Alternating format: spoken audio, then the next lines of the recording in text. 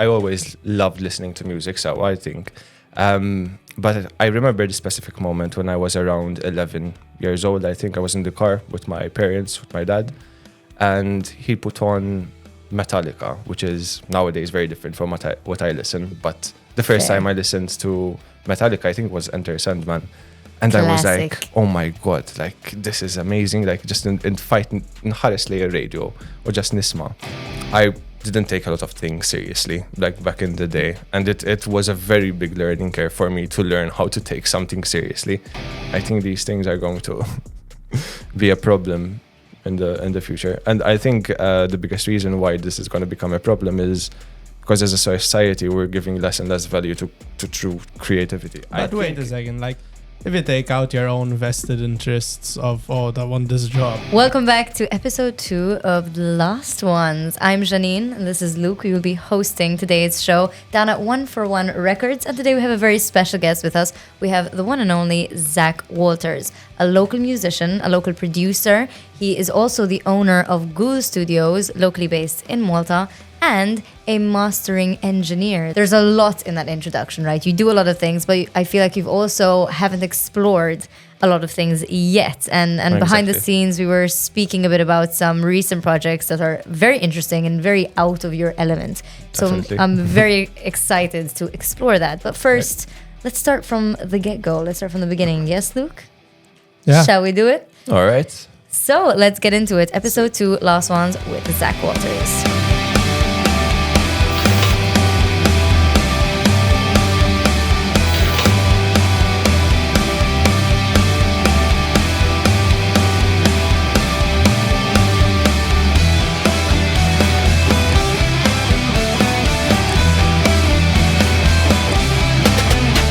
So, Zack, where did it all start? Where did your love of music start? Because now you live and breathe music. So where did it begin?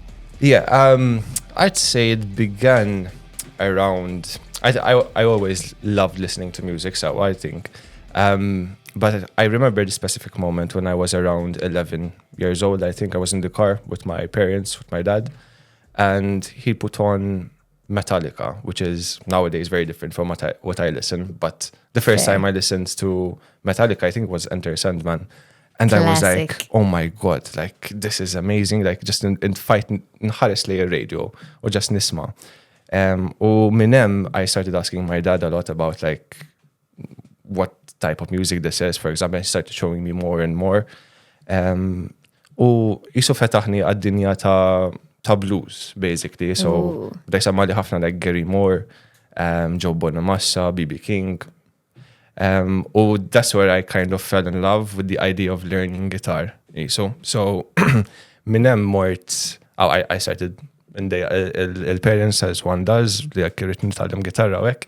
U kienu sabu li teacher, Jean-Pierre, amazing teacher, kien doq ma' tribali ukoll. U għamil xi 4-5 snin naħseb, forsi na' iktar, nitgħallem one-to-one sessions miegħu. Okay. And from there, so I started discovering other things besides just the guitar. So that's where it kind of started. So you have explored other instruments besides guitar, because you're mainly known nowadays as a fantastic guitarist. Is there anything else aside from that? So for actual instruments, because this is the thing about production, which came a bit later, right?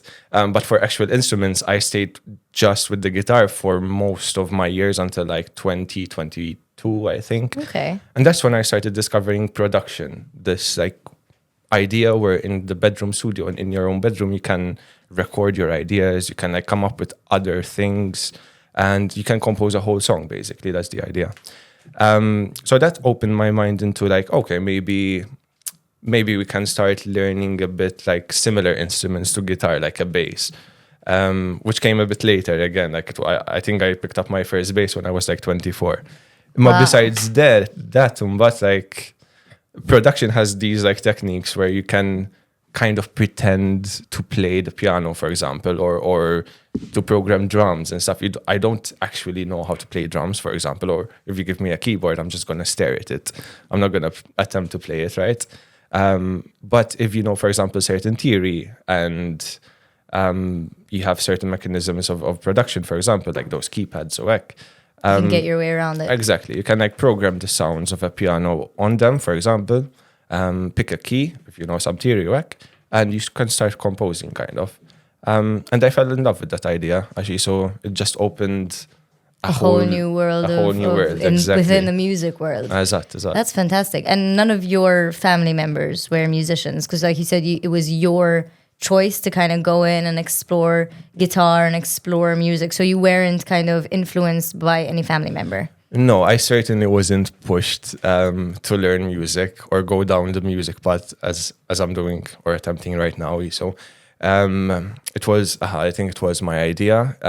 But then again, I didn't receive a lot of like, let it more l-iskola about it, like tifoka ħafna fuq l-iskola biss, per eżempju.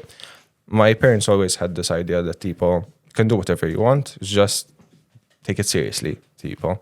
Fair enough. And yeah, in the beginning, especially, that helped me a lot, because I feel like the most tedious part of learning an instrument is in the beginning, when you can't actually play the instrument, right? Definitely. Shab exercises, sijat kuljum.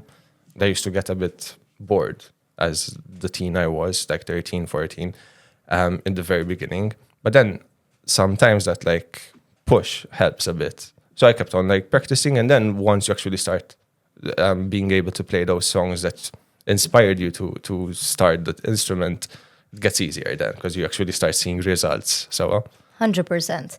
But I mean, with that aspect, I feel like you didn't take music seriously at the beginning. No, it was just a hobby. Yeah. So when did you take music seriously? When did you decide, you know what, this isn't just something I want to do on the side. This is something that I genuinely want to pursue for the rest of my life. I feel like every musician has that breaking point of like, I'm going to take this seriously. I'm going to follow my dreams. I'm just going to go for it. Yeah, I can't pinpoint the exact moment when that happened, I would say. You're right in this. The tipo, in the beginning, I was the type of child, basically. It wasn't just music. So biex ngħidu kollox, tipo, I didn't take a lot of things seriously, like back in the day. And it was a very big learning curve for me to learn how to take something seriously. Because I tend to, I don't know, like I feel like certain things in life I did a bit behind other people, like, you know, first kiss, for example, learning how to drive.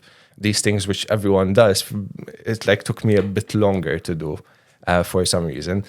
And yeah, after like a while, I guess like I remember this thing as well about my dad, for example. He used to inspire me a lot with the way that he listened to music. So because you asked about like if my parents were artists, so like, or musicians. They never actually picked up an instrument, but for example, minnaħata mis-siri, my dad, the way he listened to music, for example, the way he just went down in the garage, sat down, opened his PA and just listened to music, to blues, to rock, to whatever, Pink Floyd. It taught me a lot how to appreciate music and understand kind of the message in music. And I think that's where I saw the potential of music, so that you can actually convey a message much bigger than yourself, whatever, like Pink Floyd did it so many times. And yeah, that I wanted to do that basically. And I guess I'm still learning how to do that, but it's a constant thing. You always keep learning, I guess. You never actually Definitely. stop. But it was very interesting how you said that even though they weren't artists, they still were a form of artist in your head. Yeah. I mean, and it's very interesting the way that you viewed it. That's the way that he listened to music inspired you to make music a certain way. I have this belief in someone, not feeling. An artist doesn't necessarily have to learn the instruments or learn how to draw or learn whatever type of art they feel motivated to watch, for example. I think some people are just artists who never got the chance to touch an instrument. I mean, qabel kif probably dejjem jgħidulna l-parents tagħna like ma kollhomx daqshekk they didn't have like enough opportunities, for example, or not as many. They never used to take art seriously either. Art and music was something you do as a hobby, not as a job. Nowadays, it's a bit more understanding. Still not completely there. Exactly. It's getting there though, at least. So yes, we saw definitely. a lot of progress from like 30 years ago. But that's what I feel. For example, I don't think my mom had a lot of love for art, but I think the way my dad, for example, like I said, listened to music, I saw that type of potential artist in him. He just never got to express it, I think. So. Wow. No, that's very interesting. And it's a very different perspective on a lot of people that feel like they can't be artists just because they don't play an instrument. So when was your first band, like your first official band? You started at First 11, band. you started experimenting a lot in your 20s. Before we like switch the topic, like want to expand on this of like, what is it like that makes someone an artist? Take away like the literal discipline, this like perspective or energy, because sometimes I feel like even how someone walks or they go through life, like they're putting a flair, and I sometimes can think it's like almost purer or something, because it's not like what's this tool, but it's like how do you see life, you know? Is it just a mundane or it's like a picture you're looking at, there's some beauty to it and meaning. As I think it's the way someone sees life, that like you said, so I think all of us like go down the street sometimes and assume that person is creative, for example, just because of how they walk, how they look, how they speak to people.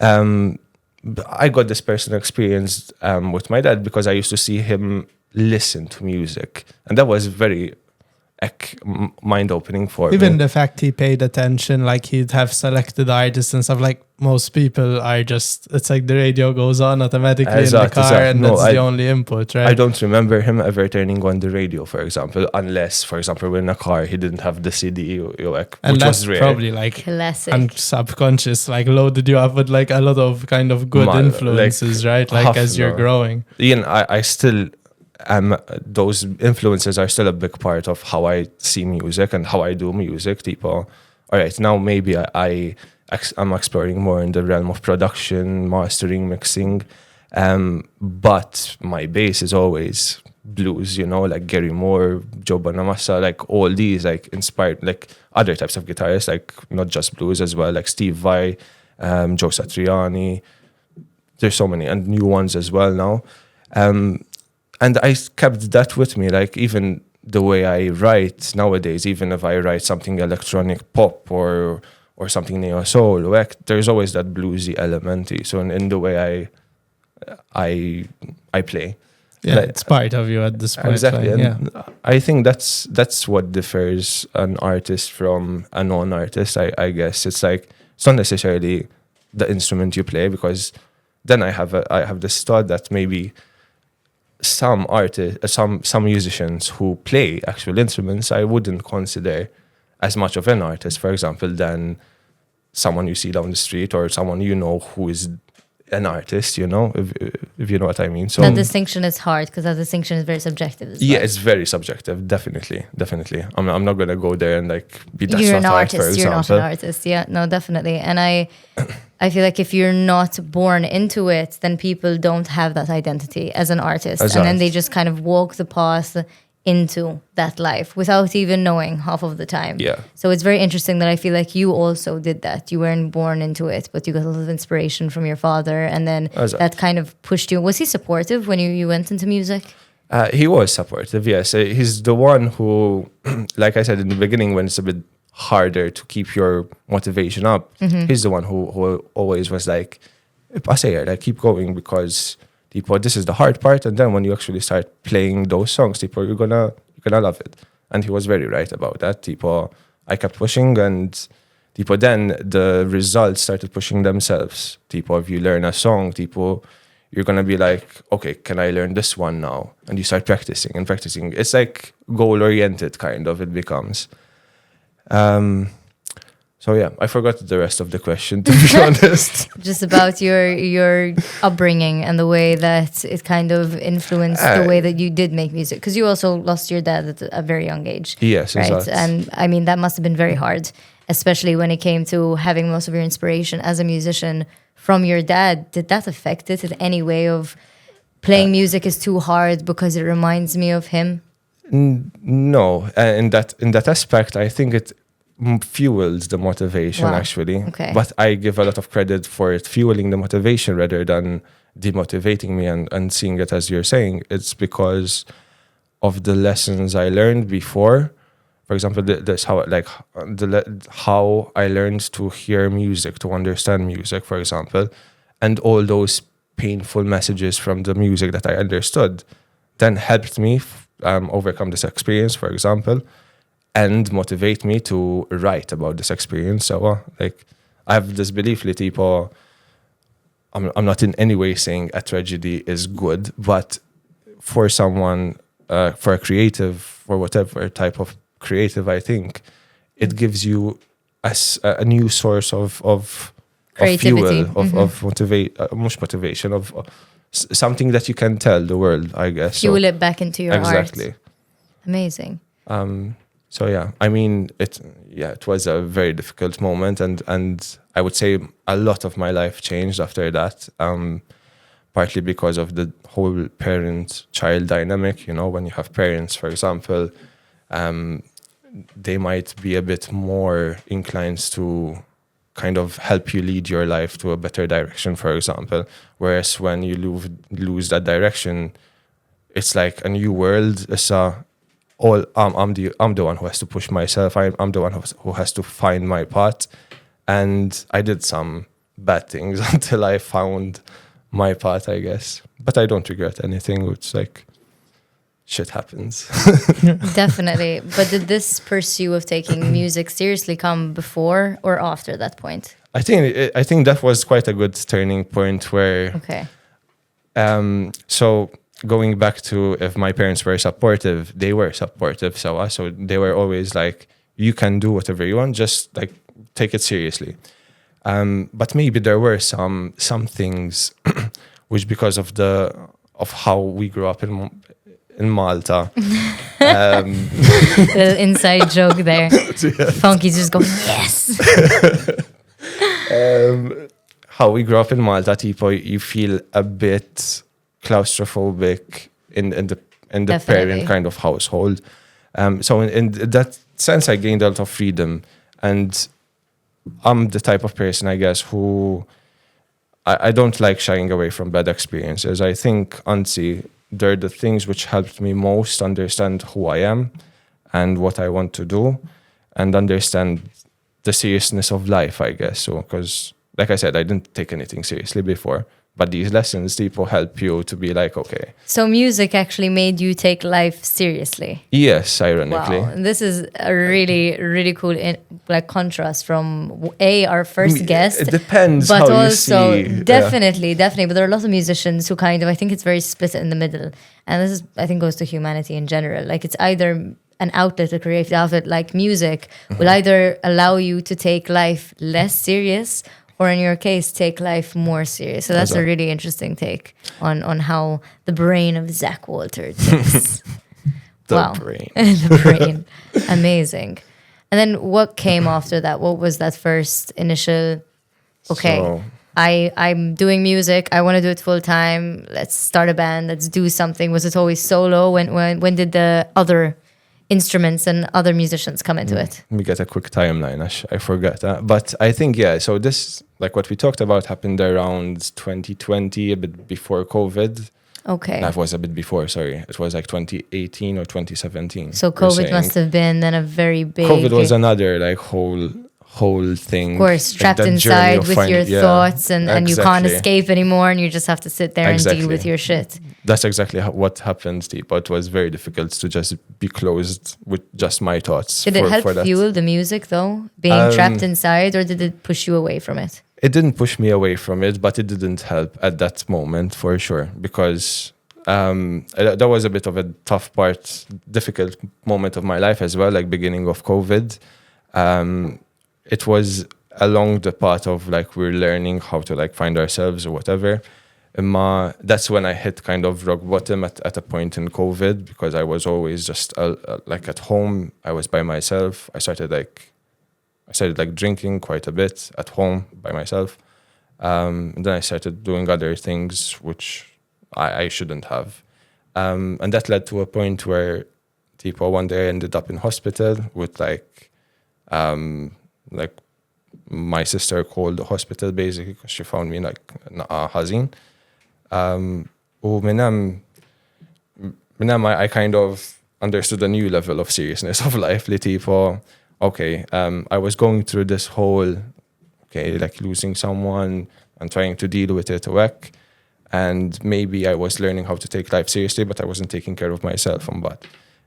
So that's the lesson I learned then, which made me put an effort to actually keep myself healthy, not fall into these bad vices, I guess. So, Well, no, that's must have been very heavy and a very heavy time, especially during such an isolation and a worldwide isolation. it's pretty tough. I can imagine, but it sounds like it also redirected you into taking life seriously to another level, not just your music, but also you as a human being. At the end of the day, a musician is nothing without their own personality, their own being. Their music can be great, but when you look at like some great musicians, you know, Robert Plant, Ozzy Osbourne, their music will be there to stand the test of time, right? To stand the test of time. But who do we remember? The personality. We remember the person that was behind that music, the way that they graced the world and the way that they interacted with people and the way that they came off, you know, the way that they treated themselves and the world, what the world saw. So I feel like with musicians, it's a lot of focus about their music, which is a big part of it, but also who was that person? What did they do in their life? And how did they look at life? Yeah, I totally agree, Ash. I really think like these people, like Ozzy, like Robert Plant, like everyone, tipo, we keep listening to their music and their music becomes immortalized. Because their music is a reflection of their lifestyle. So I think there's a certain element, there's a certain element of truth in the music, which is why it becomes a bit timeless. I think yes, people like Gary Moore, Ozzy, everyone. I don't know, like names are not coming right now, but I feel like these people did this what I am trying to do as well, like grab all these bad experiences in your life and like convey them into a message where you can either help people get through the same experiences or tell your story. So like it can be two different things, it can be the same thing as well. And it's like the alchemy. You ever heard about like a bit about that? Yes, like, of course, exactly. You get like all the lead, like all this heavy shit you began with it. And you like, turn it to gold. Focus and you work and then it's something useful for someone else one day. You know, your works are not forgotten, or I like to think it's like a good karma act even like. I feel like maybe this source of truthfulness, so in art, it maybe declined a bit from like the 70s, 80s. I think not just in music or art, I think it's like the whole society is getting a bit based on misinformation, lies, propaganda, unfortunately, which also reflects a bit on music and the art we listen, because ultimately art is just a reflection of our society, I guess. So if you can see it like that. Definitely. I'm going to ask you a very straight up question. During that time when you were going through a lot of shit, I mean, obviously life was very heavy. Do you feel like you were a shit person? Or do you think that you were going through a shitty time and music kind of was that fuel to get the shittiness, I'm just going to call it shittiness, out of your system? Or do you feel like you genuinely were a shit person that you needed to get out of that to also get back into who you were as a person and as a musician? It's a good question. I think I would answer by saying I think I was being a shit person to myself most of all. So that I did feel like I was being shitty to myself. I wasn't taking care of myself at all, like not eating right. I was smoking. If I get hungry, I smoke, for example, and then you don't eat, which is really bad if you do it for like a month or something, or longer. But I don't think just because of those experiences, I should consider myself as a shitty person, Definitely for example. And not. I didn't think that. No. But here's the thing, right? Most rock and roll artists, right, that go by the whole rock and roll lifestyle, do those things, right? They're drinking every day. They're smoking. They're doing a shit ton of drugs. They're going all out rock and roll lifestyle. And then the music that comes out of that very shitty lifestyle, as in when you're taking it from a very normal perspective, is fantastic music. Yeah. Do you feel like during that time when you were going through these shitty experiences, your music was somewhat more wild, more carefree, or do you think it actually had the opposite effect on you couldn't stem that creativity anymore? No, it definitely fueled the creativity, but Okay. maybe not in the way where my music got wilder, for example. I think I was still in the process because by this point I put it like one of my goals in life. So like by COVID, I want to learn tipo as much as I can about how my own mind works. Għax tipo Wow, okay. maybe you always feel this. I think everyone feels it. Like growing up, they feel a bit different from everyone else, for example. But I do feel like it's quite important to just retrospect on yourself, tipo see and analyze how your brain works. Halli, you can either fix the things you're not happy with, which there are a lot. Everyone has those things, and I don't think they ever truly go away. I They think you learn don't. how to live with them Exactly. more. You either learn how to live with them or learn how they won't affect your life as much or Yeah. other people, for example. Definitely. Which is very important. So yeah. What were it? We went down a wormhole. We man. went down a it was wormhole. like We went down about a the rock wormhole. and roll life. Yeah. Yeah, but yeah, this one, because it didn't necessarily make my music wilder. That's what I was saying. Mm-hmm. But it did help me a lot in this journey to learn about myself. And I found that, for example, again, like basically by this point, I kind of confirmed it, I guess. But like these bad experiences, I learned how to have a good handle on them. Again, to like reproduce something more productive from them. So I never actually like felt like I'm shitty because I let myself get to that point or something. So, But that's a really interesting take, because I don't feel when we do shitty things, I feel like we tend to say, I am a shitty person. But at the end of the day, it's just you're going through a shitty time, and then the way that you get out of it on the other end is who you really are. If you stay within that perspective of, okay, I don't care, I'm just going to... That is then what starts to make you a shitty person. But I feel like when you actually have that shift and you say, I'm going through a shitty time, I'm going to give myself the patience and I'm going to get out of it. And then also I feel like the music reflects that. The music really reflects what you're going through at that time. And sometimes being wild will reflect good music, but sometimes also being too wild will also be the end of that, because you peak so fast that then you fall so hard. Exact. Definitely. Insane. Agreed. So what about the first step towards actually starting a band? What was your first ever project? My first band was around, I think it was when I was like 14, something like that, like secondary school. I remember like in St. Aloysius, we just like, me and some of my friends. Back then there was what was that feast called of St. Aloysius? Sackfest. Was it Sackfest? It was Sackfest, right? There was one called Sackfest for sure. I'm not sure if you're remembering another one. That's the main one I remember. It's the one where there's like Shaba. There was like, a jam bands out playing, area. There's jam outs. Exactly, that one. There was like athletics and stuff Yeah. happening. That was Sackfest. Yeah, I think so. I remember Sackfest. It was like a big thing back then. It was. for Were us, you one of than those us. guys that was playing with your like bandmates? That was our first gig was at Sackfest actually. So oh wow, okay, Yeah. Sackfest era. we Okay, played some and covers there. It was like literally the first time I went on stage, technically, with them God. like actual people. and what was the name of this project? The Story of Josh, it was called, the first one. Story of Is Josh. that, which later evolved Okay. into, because we changed some members and we evolved it into like Fubar, where like the next year, like 4 and 5 was Fubar basically. The Story of Josh to Fubar. That. What a change. Why did that change come about? Did you guys not enjoy Josh anymore? Did you No, meet someone who it's- is named Josh who was just a dickhead? So you're like, we're not going to name them a band No, after this. It was because like we were all good friends in Story of Josh, and then we kind of changed a bit the lineup just a bit. So we were like, okay, let's just kind of start anew, because to leave that like as a little small legacy for us, like as friends. So Fair enough. And what genres were these projects? I think we only wrote, never released one song, which I don't really know what genre it was. We used to play mostly like covers of Queens of the Stone Age and like that type of stuff, basically. Good music. That. Okay.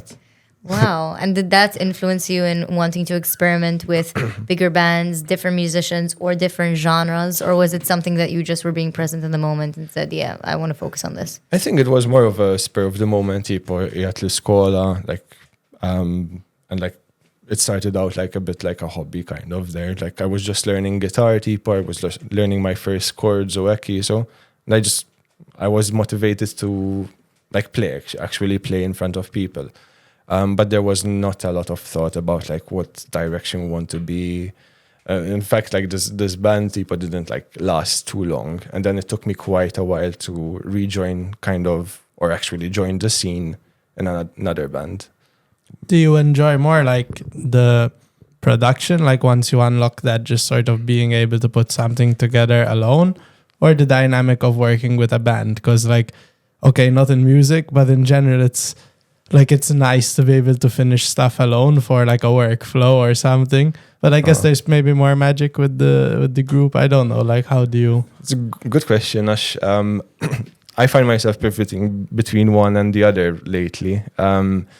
So I think ultimately I'm moving more towards the direction of being just a producer. I don't think I ever just be a producer. And I'm saying this because like this is the first like year I'm trying to do it full time. And there has been moments where me trying to go full time just production and not like playing in bands or live, it got me thinking, tipo, still like I really miss that element of live.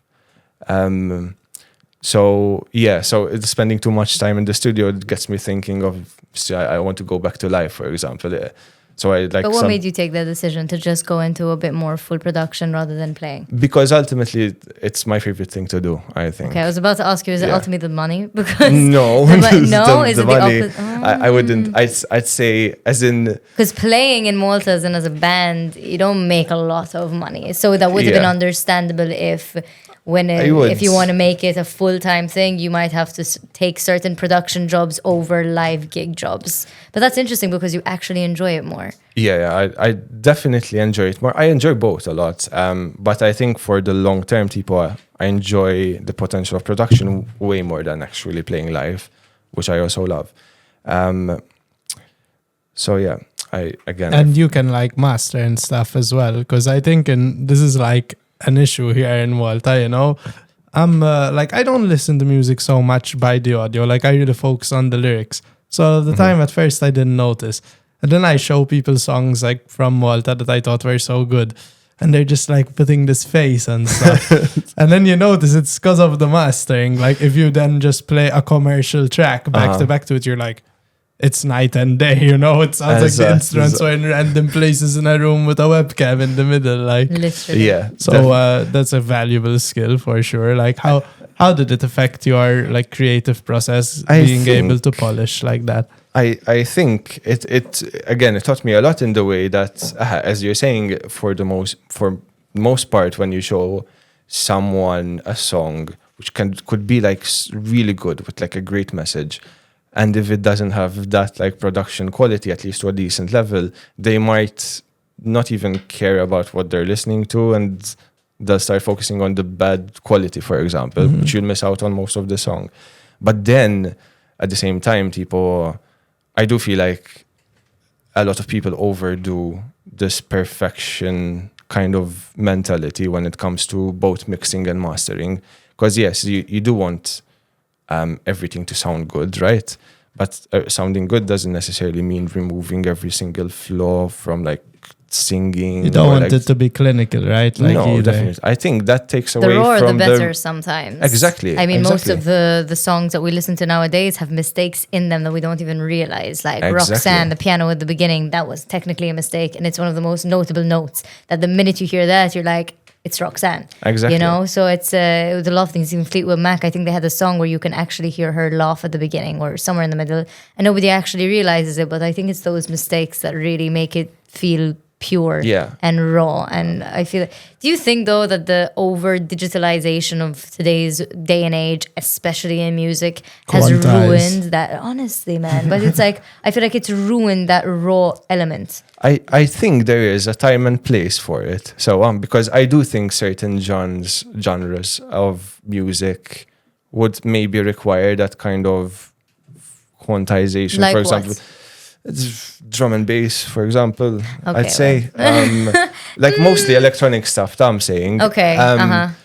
But I wouldn't necessarily say that that's the only way how to do certain like these types. But then my main argument would be, yes, it does ruin a lot of songs which could be much better. And I think the reason is it either comes from the studio that the artist is working with or the artists themselves who want to cover up every single mistake that they do in their song, which I feel is very counterproductive when you're trying to convey a true message in your song. You can't cover up mistakes. No. As in, okay, if you're playing a semitone up, like a full-on chord, obviously.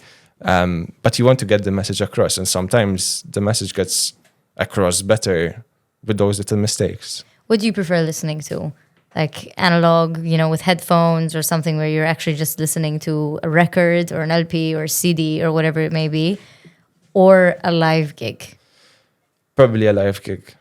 And I'd say. isn't a live gig most of the time, I mean, you're a musician, you can tell me better than I can, but isn't it most of the time even just improvisation? Or if you fuck up, you're just going to fix it with something else.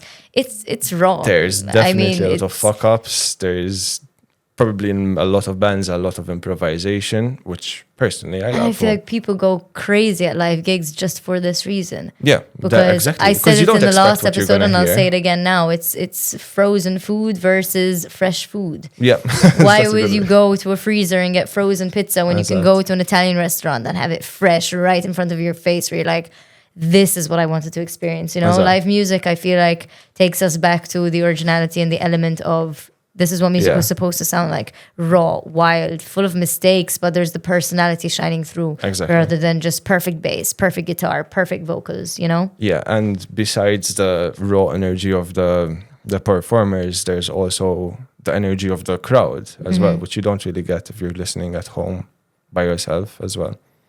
But I think Definitely. that's It's a what big- bothers me with the live music. I'm like, I'll have to go deal with a crowd in my house. You know people. what I mean? Like, I can But just that's play it straight really to my room. interesting. Like, is it harder for introverts, especially when it comes to introverted musicians, to go out and play music or to go and listen to gigs? Do you think that would actually affect? Yeah, and it's just a distraction. Like, you go there and there's all these people. And if there's people, I'm thinking like, what do they think? How am I going to interact with them? This, that, this, Yeah. boom, boop. Like, if you're just on your own with the headphones, sometimes you like float into it, right? But Exactly. That's He has a point. He has a point. I agree. Like, tipo, if you hear music by yourself, you're gonna listen to it the way you want, and without these like external thoughts, like you're saying, tipo, like either social anxiety or whatever like happens. Or people just talking to you. You have a lighter, you have a cigarette, you have this, and you're just like, I'm you trying just to listen, want to man. listen, for Yeah. example. Or the people in So, front of you with their definitely. phones, and it is that's a another hard thing. one. Everyone with the phones, for example, it degraded a bit the live gig experience for me, because you just see everyone like this. they're looking through the fucking little ironic, screen, man, like, exactly. and it's right there. Do you it think we doesn't should make ban sense. phones though? I think Like, it should be very in gigs. normalized to ban phones. I think Recently in Malta, there have been a couple of places that have really, and I truly tip my hat down to them, because they've really pushed on not allowing phones on the dance floor. You go to... I've seen like Crush, for example. Yes, does it. yes. Nikki and Pamman have really, really pushed that perspective of, Definitely. guys, put the phone down, be in the moment. We will have people, pulling stuff up on social media if you want to share, if you want to re-listen back to it, or whatever. But that's Esatto. not the point of why you're here, or even talking on the dance floor. If you want to talk, go to the side, have a drink, have a talk. Yeah. But the dance floor is for dancing. And recently, I feel like, because there's this full circle moment within the music industry where, analog is coming back, LPs are coming back, rock and roll is coming back, blues, there's always that circle. People are also diving into that lifestyle too. You're not seeing as many phones out, especially within the underground music Yeah, scene, and that's people true. are just dancing and dancing ecstatically, where it's like you feel like your entire body is just itching Exact. and it does change the experience. It definitely does change the experience. How does it feel though, you on stage, when half of the time it's people just recording you, and then the other half it's people really living through your music? It's weird. I think like I've had like gigs where either there was no one with the phones or there was the majority of people with phones. And Because at the end of the day, the phones are also going to give you publicity. They're going to be posting you and resharing you. So to a certain extent, you kind of want that, no? yeah, I get that, but yes, I mean, like if you want to go down the route of I want to get as much as exposure as possible, like definitely, like it's gonna be a big help. But isn't it basically like light piracy? Like they're just stealing your work. Like you go in 21st the century stand-up, piracy. in Basically, the stand-up people, like they straight from the beginning, they tell you like no recording, it's not allowed and stuff. Usually, like in music, people are shy to do it or something because. Why does someone need to come if they documented everything? Even like they're gonna know next time. It's not gonna be fresh to them, you know. The only arguments to that would be that, like if Dane and I do, maybe like the live performances have this element of improvisation or work. So maybe from one gig to the other, it You'll will never be a bit hear different. it the same. So that's always gonna be there, which is amazing. But at the same time, it does feel like people just came. To say that they came and show that they for came. certain interests of their, I don't know, like maybe sometimes like I'll be playing and I see like Shaba people just looking through their phone, like taking videos. They'll be like, do you think they're taking the video because they want to memorize this moment, or they just want to post it on social media to show that they can have fun, for example, for their friends? But I'm out, for example. I think you're lying. I think up there you're just thinking, damn, I sound good right now, you know? Sometimes. No. But honestly, I do get Sometimes I do. You know, This is stroking the clear. ego. But it is a weird perspective because on one hand, you don't want people not living presently within your music. Yeah, but that's that. getting all that social media attention has also been a complete game changer for people. Look at all these buskers who've become very famous. Sometimes it's either the right person was there at the right time or a video was uploaded at the right time and then the right person saw it and that then changed their career completely. So it is a bit of like a hate-love kind of relationship, especially for live bands. I agree that this like social media thing helps people have more opportunities to show what they can do and like get exposed to the rest of the world and become viral. Like, I do feel like it took away from those people who just want to be musicians, for example. Maybe someone doesn't want to be a musician and a social media content creator. So nowadays, those two come hand in hand, which is crazy. And everyone says this. Tipo, I just recently saw an interview of Rick Beato with two guitarists, which I really like. Matteus Azzato and Matteo Mancuso, which are like up-and-coming guitarists. And they talked about this. They're like, it's impossible to just be a guitarist or a musician.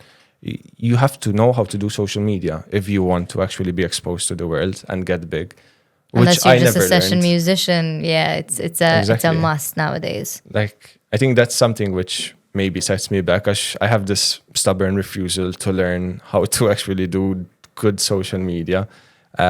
So I tend to not post a lot, like what I'm doing. Do you feel like that keeps you back from opportunities, or do you feel like it doesn't really make a difference? I think if I were someone who took social media as seriously as I take my music, for example, probably it would have helped a lot more. Yes. I'd say yes. I say it would technically hold me back, but at the same time, I don't really feel like that's a big issue because I'm still doing things how I want them, and I'm quite happy with the fact that. So you wouldn't change it? I wouldn't do my own social media. Maybe eventually I'll actually try to get someone to help me to do it, but I'm never going to learn social media. What's there to learn though? No, you put a I don't know, video maybe like, oh, I'm doing this. You know what I'm hoping, to be honest, that they create like an AI, which you can just give it Shaba clips and it just makes your own social media. It probably That's the only exists already, I would imagine. Jeanine Luc shaking her head. That you don't no like. more AI robots, guys. No, keep it away from the music industry, please. Look, I have. He showed me music made by AI last time, and I was impressed. I didn't know. I told him who made this is like serious. This is serious. There are AI bands out there, and people don't know that they're AI, and they're listening to them, and they're getting like a shit ton of money. It's crazy. Yeah, that is crazy. It's They're true. taking our jobs now. They're literally. It is crazy. It is They're crazy that just robots next are level making music creative nowadays. though. They're using this new instrument inside a computer that you just speak to. Like There is this argument though, specifically for AI in music. So, because AI is going to take most of our jobs, not just music. I'm fearing, but in music, it's quite interesting, the debate. All right, if I ask you, what is the difference between a major label like Sony, Universal, or WEC, who just spews out this kind of perfect type of song with a political agenda, which is not the artist or something personal, as opposed to something which an AI creates? I feel like if AI becomes mainstream in making music, it's going to take a very long time for AI to know how to replace people like Bob Dylan, for example, like Gary Moore. It will easily replace Taylor Swift, for example, or Don't get no hate for the fans, by the way. Oh my god. Semmejt liktar persuna li għandha fans. Harsh fans out there. I get what you mean. I do get what you mean. But this is a hard one because, yes, they would never be able to imitate or be as good as the classics, Bob Dylan, Rolling Stones, whoever. But they still have the means and the data and the knowledge, I guess, and robotic knowledge to create songs that still feel similar. And I feel like once that starts being improved over the years, that authenticity of real music, and but this also came from the minute that we started just electronizing everything. Like we were talking before everything was digital and raw. Nowadays, everything is like auto-tune and perfect. Half of the time you go to a gig and the person singing, it does not sound the same as they were singing when you heard it on the radio, which is crazy. This is why I prefer going to those gigs that are of proper bands, raw elements where they sound exactly the same. Yeah. But it is hard because AI has just become another form of electronicized. This isn't even a word. It's a Jeanine made up word, but an electronic version of music. Yeah, but it's still a scary, scary reality because where will it stop? It's an electronic version of music which can make any type of music, which is the scary part because there's, like you said, like AI rock bands, for example. That is the first band I found, an AI rock band. I think I know which one you're talking about. I was flabbergasted. I genuinely, I knew that it was an AI rock band when I first found it. Otherwise you wouldn't actually know. I showed it to a colleague of mine and I was like, listen to this band, what do you think? And he was just listening and he was like, oh, they're not bad. They're pretty good. Okay, not his genre, just so he doesn't because he doesn't enjoy that kind of genre maybe, but he genuinely did not suss out that it was AI, which scared the fuck out of me because I was like, wow, if I didn't know, I wouldn't have sussed that out either. Yeah. So by the way, I would totally agree that if we had the option to remove AI completely, I would totally remove it but we have to learn how to live with it. Do you think AI would take over your job when it comes to production, when it comes to mixing? Forget the music element, as in when you're in a band, and take the post-production kind of element of after you've... For sure. So you think that element, your job is at risk? Yes. I think AI is going to start being used, if it's not yet already, for mixing, for mastering. It's already definitely used for mastering a lot. Like, I don't think it's developed enough for that level tipo that's going to take over the best of the best right now.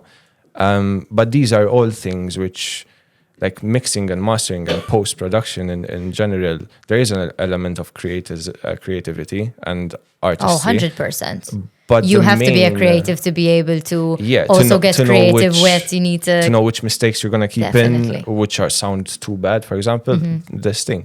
But the main job, I'd say, is more technical. So, like, I don't know, there are like certain things where you clean up a vocal, for example, because while she was singing or he was singing, they hit the mic or the stand a bit. Yeah. And there's a special way to do it. For example, AI can just do it like instantly, these things. So, crazy. Yes, I think these things are going to be a problem in the future. And I think the biggest reason why this is going to become a problem is because as a society we're giving less and less value to true creativity. But wait a second, like if you take out your own vested interests of I want this job, But like, just think for human consciousness, is it not kind of an amazing thing? Because you said you'd take it back, but like, for example, I tried plenty making music in some years ago, and it was like, I like the lyrics I was making quick, but always the production, I was struggling getting them down, the mix and the master, it was terrible. And I didn't have like much money to put in these things. Now I'm hearing of this AI. I'm like, let me wait a few more years. No, and then I can make that album I always wanted to make. Without hassle, without problems. Put the idea, and this computer should help me, but it needs to advance that aspect, a bit. it does kind of help definitely. people who don't have, like you're saying, some people are artists, but they never had that opportunity to learn how to make music. Exactly. So technically that will help. There's a lot of good things which AI If you can be take used away for. the I don't like this conversation, guys. I'm kind of agreeing with AI. Let me say, I think the main problem of the bad timing of AI is because of the bad state that the world seems to be going and this to. economy, yes, definitely. The economy, and I think the people regulating AI are the biggest problem right now. Yeah, it definitely needs Because some regulation and such. They're not seeing it as you are seeing it. Like, AI can help me do this passionate thing, for example, or AI can help me in my job. AI can write emails or AI can replace jobs. That's how they're seeing it. The mentality needs to shift, definitely. The mentality definitely needs to shift. I think a lot of things needs to shift, but that's the main thing, I'd say. Wow. And have you experienced this yet? So we're going to get into like current projects as well soon. So right now with where you're at as a musician, have you actually started feeling the shift of, oh my God, AI has made this way easier for me, or way harder, like this is concerning? The way easier, no, because I haven't actually used AI in audio, for example, yet. I use it for emails or like small descriptions of those things I hate. So I think AI, everyone does nowadays. AI can help us out there. We'll leave a Sounds blind professional. To whom it may concern. So yeah, can you remind me the question actually? Oh wow, I think this water is laced with something. I think Luke put something in your water. Luke is the one who got your water, so I don't know. I didn't see what he put in that. Basically, if it has affected you. If it affected me. So far within your music production or music making. Sorry, yeah. I think it didn't directly affect me, but it is affecting the music scene in the way, like we said, we're giving less value to actual authenticity, I guess, like as the years go by. And that's the strength of AI, right? If you don't see authenticity, if someone is writing a film, someone has a commercial, before they used to get actual composers to write jingles or whatever, for example. Today, they just get an AI, for example, they write a whole song, it will be free for them, so they can just like put on, like, I buy to Bejken Il-Live, they have a theme song, which they did it like to take the piss, which is funny in my opinion. But people do that seriously. People, they get like AI theme songs. It's a reflection of society, basically, and what's actually happening in society. It's becoming a cheap market, where like, guys, is our jingle made from AI? We got confirmation. No, Funky went. Funky would. Funky would never. 141 Records would never. No, but it's very true. It's very true. A lot of these little things that we're hearing online are now basically, was this made by a real artist or was this made by AI? Yeah. And how much are we fueling more AI? I mean, even certain album covers, man, are being made by AI. Yeah, that's... Which is crazy. Which is absolutely crazy. Yeah. But throughout your career, what projects were you most excited to have worked on and that you think really did shape you as an artist? Because you've done a lot. I mean, we just spoke about starting Josh. What was that band called? The Story of Josh. The Story of Josh. There we go. Turned into Fubar. Two very random names. And then after that, you were part of quite a lot of different bands. Right now, you're also part of Peach Talk. You're part of OXYGYN. Sponsorship. No, but you are. No, this is like pure coincidence. These have been here always, and they will continue to be here. But no, I represent. But you've been through a lot of different projects, and you're constantly coming up with different projects with musicians. I think you also do some session stuff as well, not primarily, but you also do play, with a few other artists. So where did that take you? What projects were you a part of that really said these were shaping me and these are shaping me right now?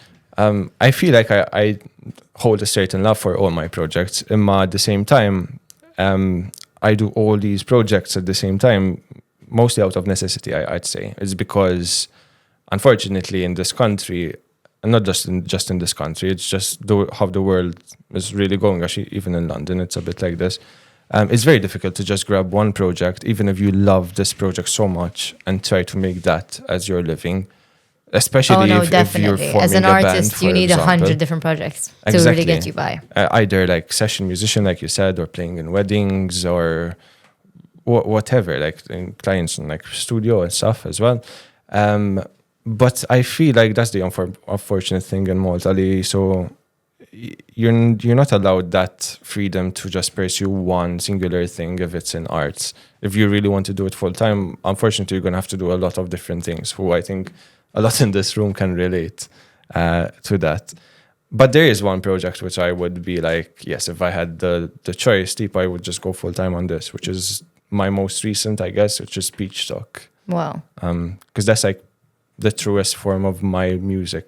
So and Peach Talk, how would you classify the genre of Peach Talk? For those who don't know, Peach Talk is a trio band. Am I correct? Exactly. Yes.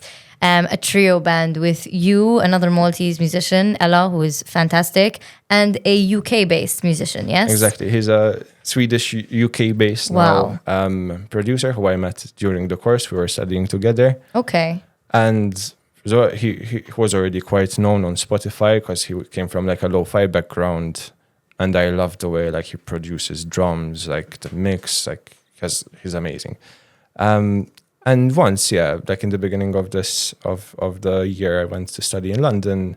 First person I met was him. Like the next day I arrived in London, I met him. And then he ended up being in my class as well. And we got to talking. So like I told him I know this really good singer. I had just met Ella, who, in my opinion, is one of the best singers in Malta. No, she is fantastic. And I really wanted to do something with like us three. So then, like, with a lot of back and forth from Malta to London, we came up with our first song, which was like Pretend, and then we ended up doing like our first EP while me and Simon were studying there. And it's very neo soul, right? Yes, that's how I would say. Like it's mostly based on neo soul. Mostly Erykah Badu, for example. That was where it all came. But that's a very particular niche. I think in here, yes, in this country. And it's a niche that doesn't exist that much. There are bands that do hit neo soul, but it's something that is definitely not that big, even within the underground music scene here locally. So what was the response there? Did you feel like you got the attention that you think Peach Talk deserved? Or do you think that this island doesn't fully understand that genre or appreciate that genre as of yet? Honestly, even though I think like neo soul is quite a new concept, I was very surprised with our like EP launch, for example. Like I think it was more than I expected, actually, how much people like appreciated like something new as well. But yeah, like definitely I was like over. So the response was good. I was surprised by the response. Okay. Yes. I think then it becomes an element again, like what I said, like I wish we had the time to just do it full time. People 8 hours a day just writing for Peach Talk, for example, producing work. But unfortunately, like we said, not viable with a lot of other projects, then it ends up like there's a bit of a gap, for example, from when you release a whole EP to like your next song because of other things and commitments. So between that, like the traction does die down a bit. But I'm still always surprised that when we release a song, like the following is like always curious what we release. And how long have you guys been playing together for? We, funnily enough, we actually played together a very few times because of the like London. Simon's still in London, and we had done our first gig. I think it was April 2024. I think very March. Recent. Yeah. Wow! And during that time, you guys managed to play Earth Garden Festival as well. You managed to do quite a number of gigs locally as well. Yeah, Did you go up to London to play as well? We didn't yet, but we do have talks. Yeah, okay. we are already trying to plan this. We're taking our time, but ultimately the plan is for us to all end up in the same country. eventually, because we all, Which country want to will take that it. be? well, hopefully it's London, right? But I have to see how I'm going to afford those high prices on the rent. What made you come back to Malta after studying in London? The high prices. Okay, of there the we go then. Makes sense. Makes No, sense. basically, it's true though. I mean, not just the prices, like we said. Unfortunately, I went a bit after like Brexit and this whole thing. So, like to go there, you have to pay like 1.5 or 2K just like for the NHS and the visa by itself. And like the program that I was in, like I had a visa for 1 year, but I could also apply for a postgraduate visa, which was 2 years. During that year, I got very poor because like I was paying a bit the rent. I got some help as well, but I was dishing a lot of my own money as I well. can imagine. And by the end of the year, I was either like I have to find a full-time job while trying to make it in London, to just scrape by, like living in a house with like 6 other people or something like that, paying still 700 or 800 pounds a month for rent.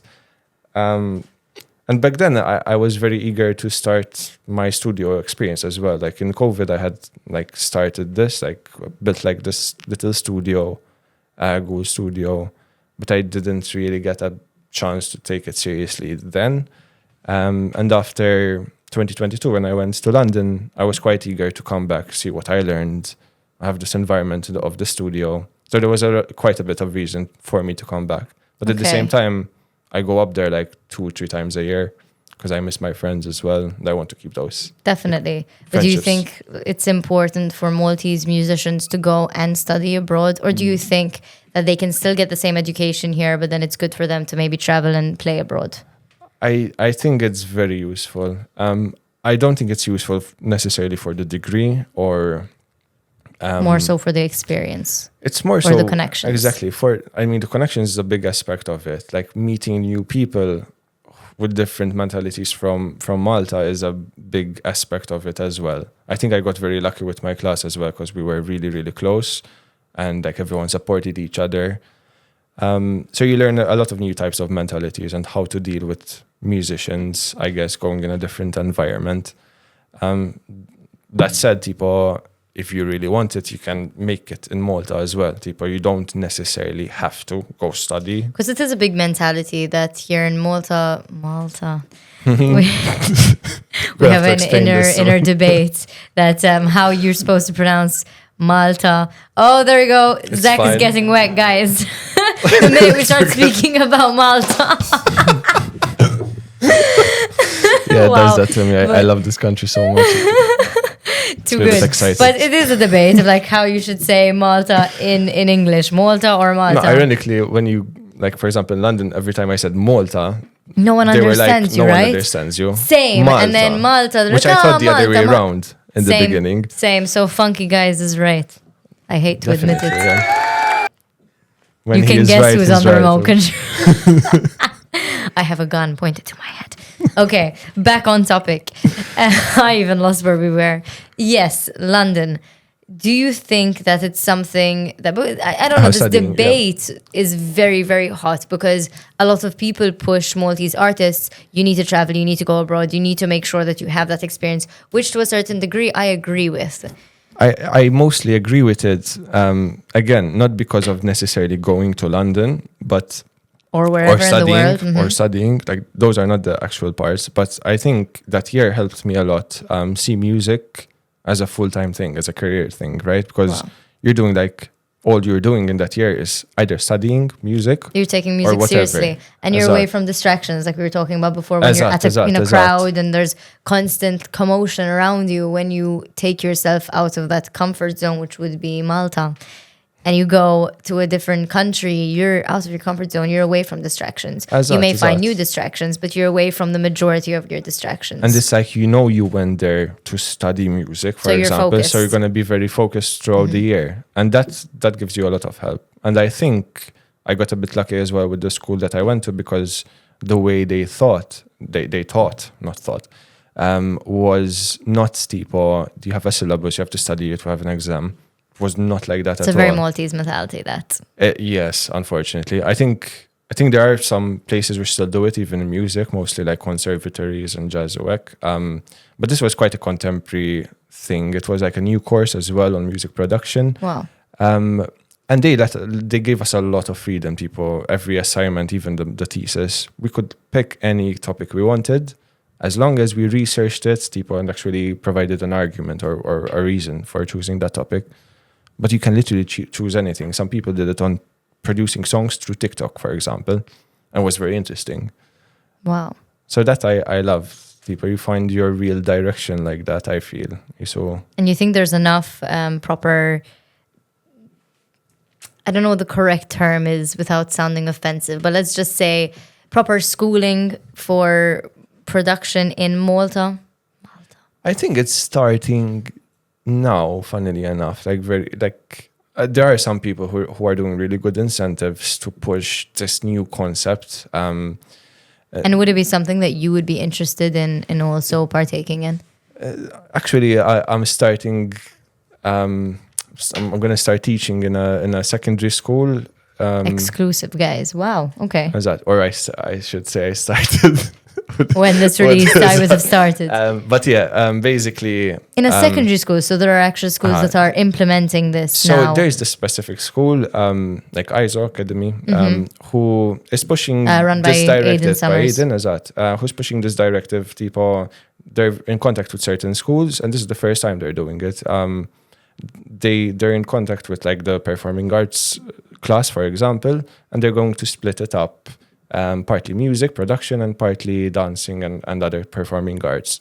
So maybe like starting from there, and I would hope like the goal would be to eventually start recognizing it as an O level, for example, or something like that, which would be quite interesting. A huge step, especially on the island. Amazing. And what's happening now? So you're doing a lot of things when it comes to production, mastering, mixing. We spoke a bit about Peach Talk as well. Are there any other, behind the scenes, we spoke about very particular projects that you're, can you speak about it on air before I? Yeah, I can. What, just explain it, because this baffled me a bit when you told me. Yeah, it baffled me as well when I got it, because it's very out of my comfort zone. And I never actually did something like this on the specific subject. But basically, yes, right now, besides like finalizing certain songs for Peach Talk and other clients for their EPs work, I'm currently like composing like a kind of orchestra, like a 2-minute piece for like a national, for a theater in Malta, which is interesting because I never did anything like that. But I'm finding the process to be pretty fun, actually. Like it's quite fun, more than I expected.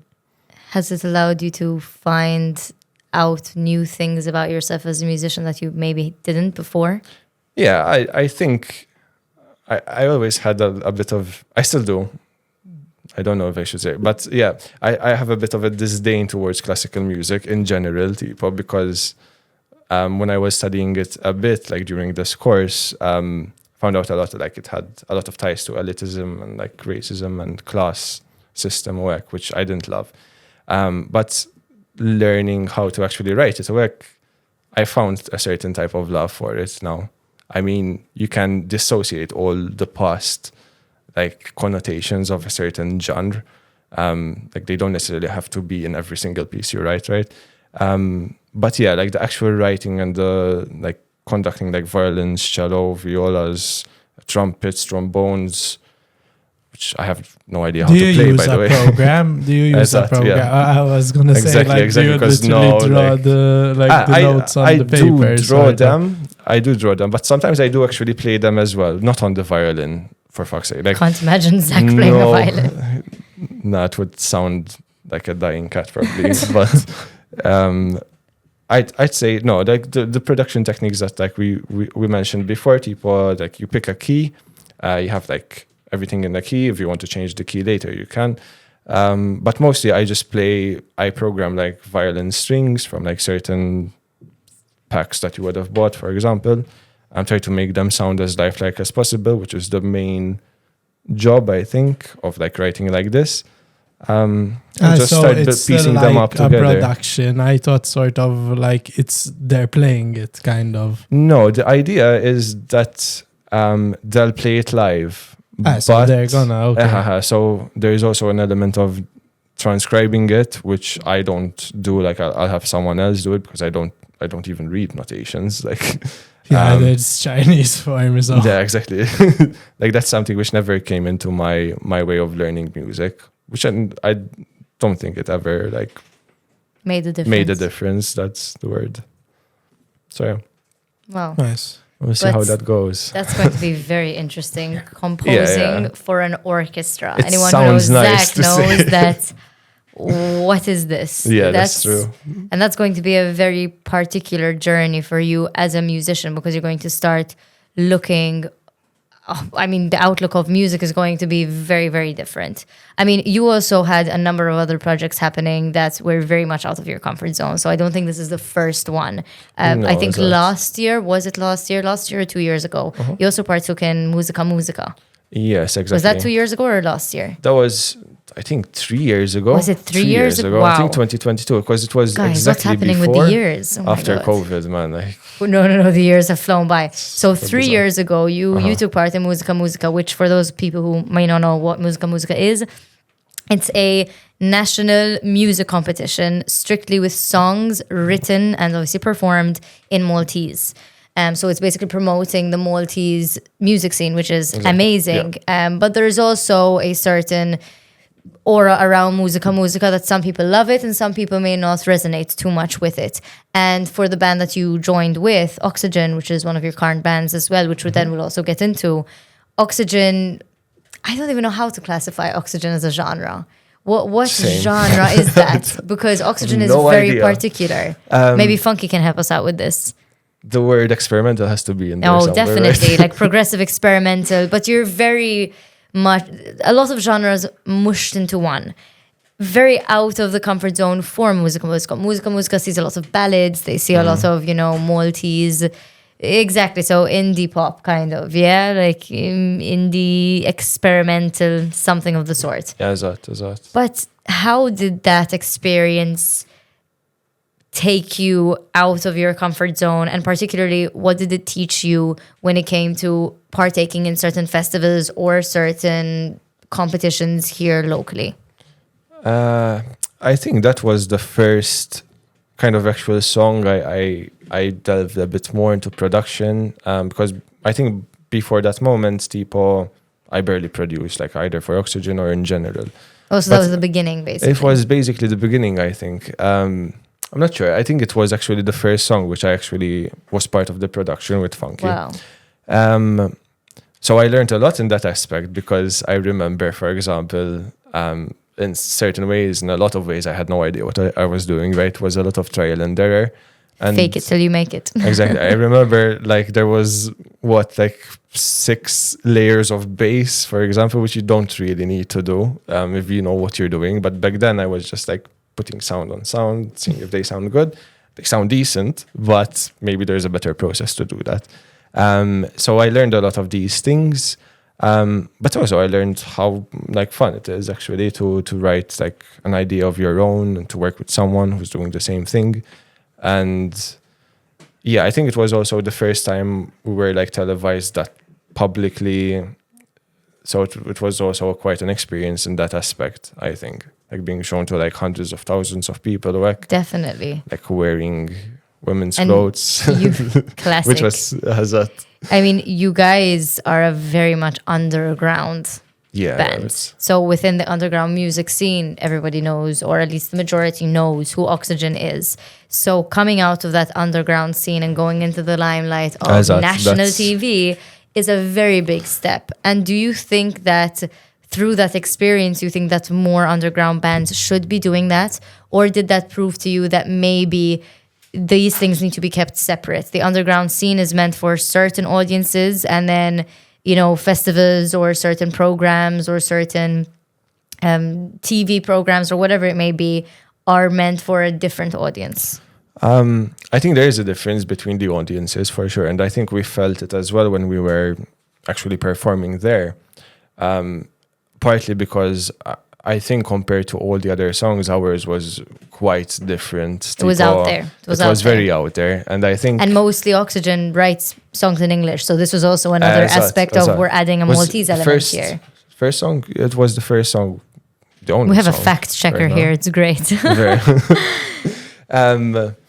So yeah, in that aspect, it was even like the song and our performance, it was received by some people who never got exposed to something like that. Some people were like, what the fuck am I watching? But some people were like, there are like other interesting types of stuff. This is different for this kind of festival. Mm-hmm. So no, I don't think they necessarily should be kept separate. But at the same time, I think there is a reason why certain people go to that limelight and other musicians go to the underground limelight.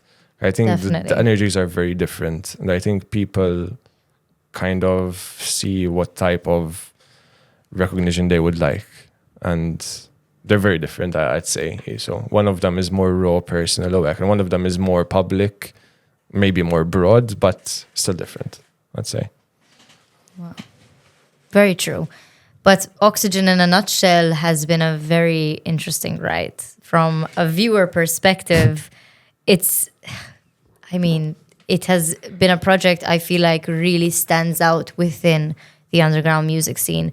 You guys did things that most of the time people wouldn't really go to immediately. From the get-go, you guys didn't have a slow process. It was, we are going to be different, and that is what's going to take us further.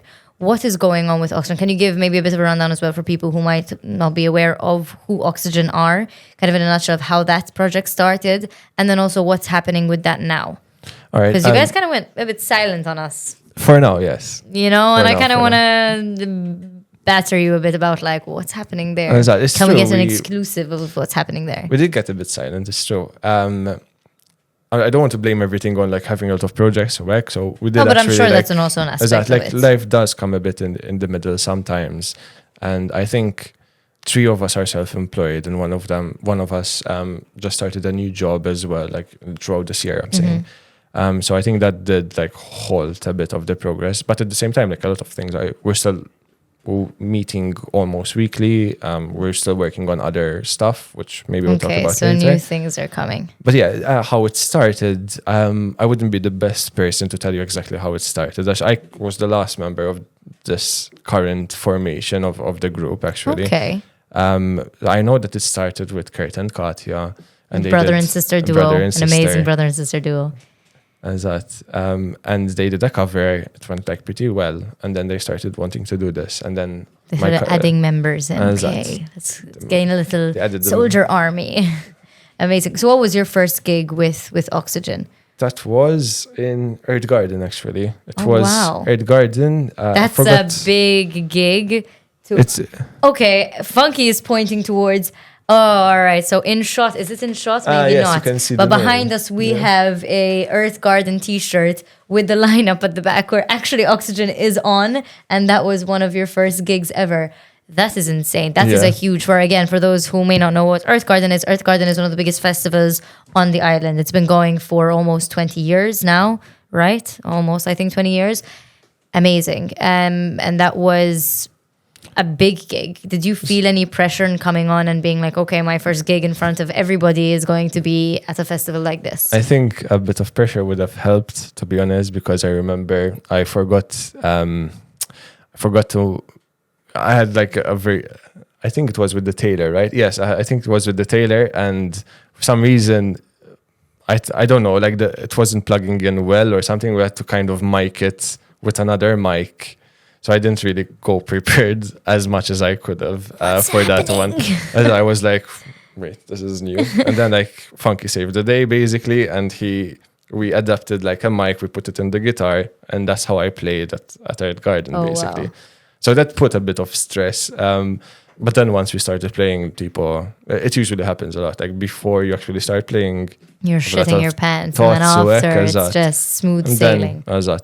Then you just remember you're on stage with your friends. Wow. And was that a pivotal point of like, okay, this is a band that I really gel with and I want to go further with? Because I feel like when you're in high pressure situations, you tend to kind of realize these are people that I do want to play with, and these are people that maybe don't align with my musical aspect or vision. Good way to put it. I think the main reason why I saw that these people I would really want to keep working even in the specific projects or maybe other projects as well is because I saw that their mentality was very similar to mine in terms of they didn't really focus on getting everything perfect, for example, or they didn't focus too much on that musica limelight or like X Factor or whatever, tipo.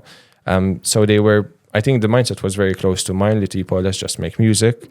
We want to try to be a bit different, not for the sake of being different necessarily, but it's just, we want to see what we can explore together. I think that was a fun process of like, because it's not always like that. When you're welcomed into a band, it tends to be, this is what we're doing right now. Yeah. You're going to come in, you're going to play the guitar, and you're going to shut up, basically. Like, you'll earn your right to speak and give opinions, but right now, not. But I feel like with OXYGYN, it wasn't, I mean, again, outsider perspective, but it seemed like they did give you that freedom to really come in and give that proper input. I do. Yes, I feel like I never actually got like that reception like in the beginning. I feel like they were always like open to my ideas. Obviously, like in the beginning, obviously you're going to be the less outspoken. But as like after a year of work, like we were all like equal in the band, which I value a lot. So amazing. And what else is happening throughout? I mean, with OXYGYN. OXYGYN. Right now, we are currently working on an EP. Which is going to, again, sound very different from what we're used to. Because this is the thing. It's like mainly production, it's me and Funky. Before it was mainly, like even songwriting. Songwriting is mostly us. It's like everything in-house.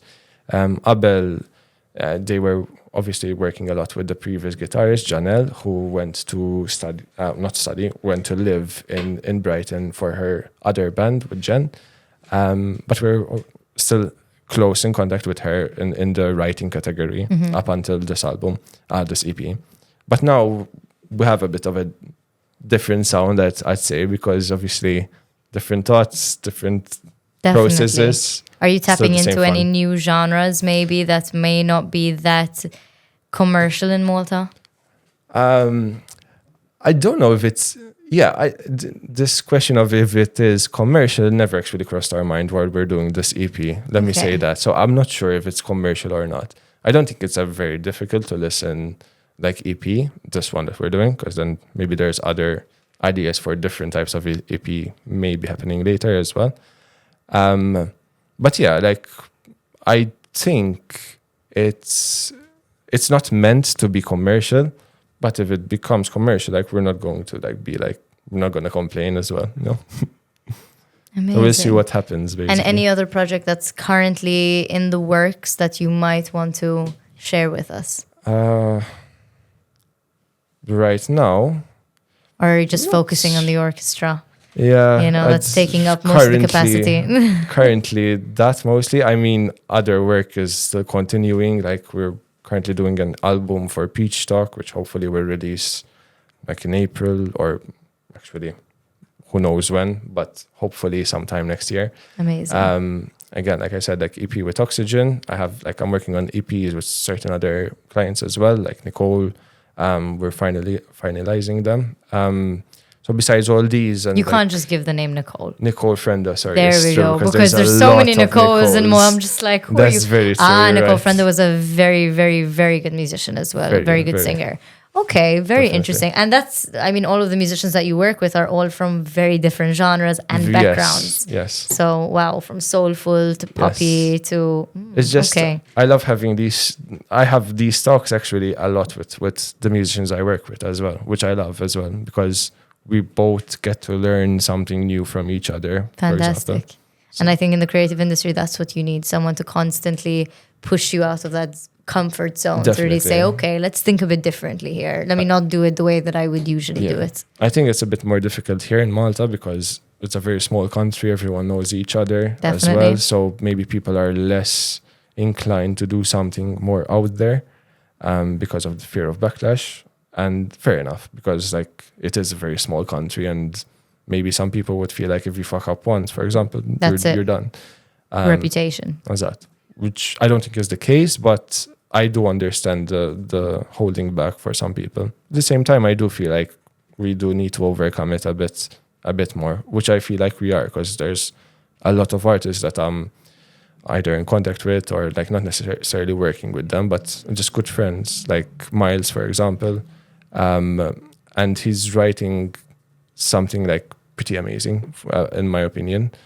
Something that's different and out there for the island. As well, yeah. And I don't know, I like meeting these types of musicians who don't really care Stay about... within the box. Exactly. And they just do their own thing, and whatever happens with that thing can happen to people, but they're doing themselves, you know? They're doing their own thing, which I think we need a lot more of. And I mean, with this, you're not only working with musicians who are thinking outside of the box and musicians who are, I mean, obviously doing, or let me say, pushing the limits within what's normal for the music industry here. You're also working with people outside of the music industry. Like you recently did a Bejken gig, right? Mm-hmm. Yeah. So that is working with comedians and artists. They are still artists in a whole different genre away from music. Definitely. But you're mixing in an element of music with another different art form. Did that make you look at the way that you're also producing or playing music in a different light when it's to a completely different audience? Because I'm sure that, let's say, at least 70% of the people there were not used to having such a mix of, we're here for a comedy show, but there's also live music. Do you think that's something that should be happening more in Malta, or did it affect a certain piece of your brain where you're like, this is also something that maybe needs to shift in Malta? Personally, I think abroad they do it a lot. So there's this recent hassle that has been happening in America, for example, with Jimmy Kimmel. I don't know if you've heard. Definitely. But he was very renowned about always having a band, for example, and it worked out. Live music on talk shows, guys. Exactly. Where's our live band? Funky. Vero. We'll be seeing Zack again next time. We can totally do a band, guys, next time. Yeah.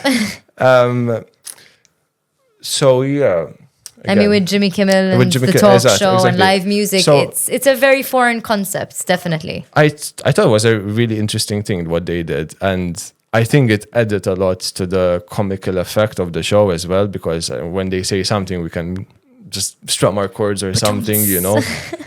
Exactly, like there was a lot of badum There we go.